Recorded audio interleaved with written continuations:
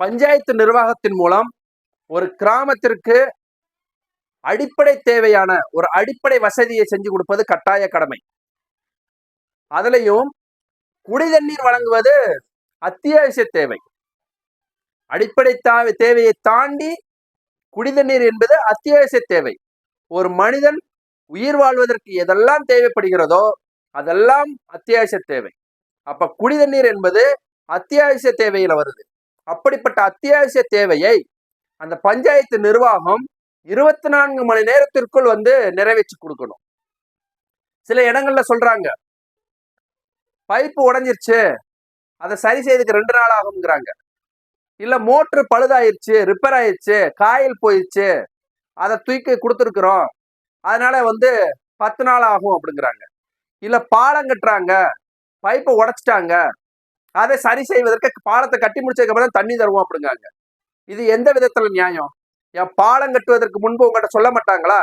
கேட்கணும் கூப்பிட்டு, இந்த இடத்துல பைப் போகுதா, இதை நாங்க தோண்ட போறோம், பைப் போச்சுன்னா சொல்லுங்க, அதை எடுத்து வேற இடத்துல வச்சிரு, இல்ல அப்படின்னா வேற வழியா தண்ணி கொடுக்கறதுக்கு ஏற்பாடு பண்ணுங்க, இது மாதிரி நாங்க தோண்ட போறோம் உங்களை சொல்லிட்டு தானே தோண்டுவாங்க.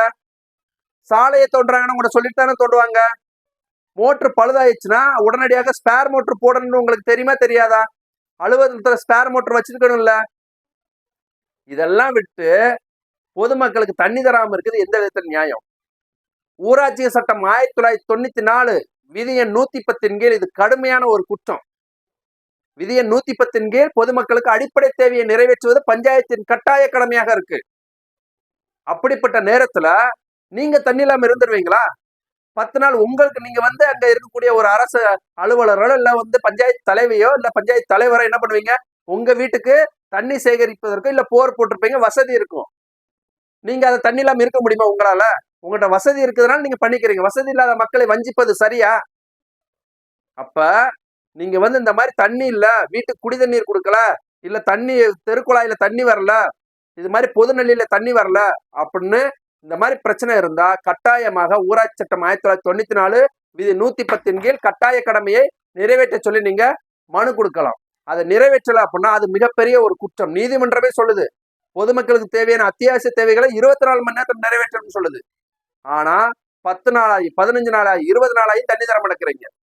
நீங்க தண்ணி இல்லாம இருங்களேன் பார்ப்போம், இருந்து பாருங்க அது எவ்வளவு அத்தியாவசியம் அப்படிங்கிறது அப்பதான் உங்களுக்கு புரியும். உங்களுக்கு எல்லாம் கிடைக்கிறதுனால பொதுமக்களுக்கு நீங்க கண்டுக்கிறது இல்ல. ஓட்டு போடும் போது நீங்க கேட்கறீங்க இப்படிங்கிறீங்க, இப்ப இப்படின்னு கை நீட்டுறீங்க. இப்படி இருக்கிற கை இப்படி மாறுது, என்ன செய்வது?